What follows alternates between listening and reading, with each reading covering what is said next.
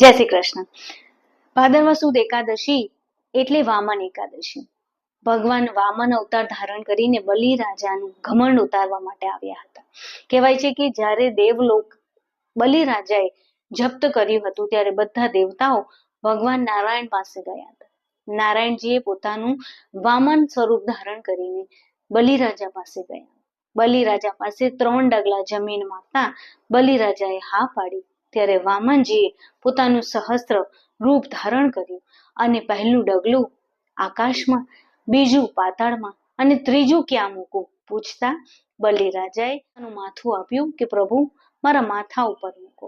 અને ત્યારે ભગવાન નારાયણ તેના ઉપર ખુશ થયા અને બલિ રાજાના દ્વાર પર તે દ્વારપાલ બનીને ઉભા રહ્યા. આ વિશેષતા છે વામન અવતારની. કહેવાય છે કે ભગવાને 4 મહિના જ્યારે યોગ નિંદ્રામાં હતા ત્યારે પડખું ફેરવ્યું હતું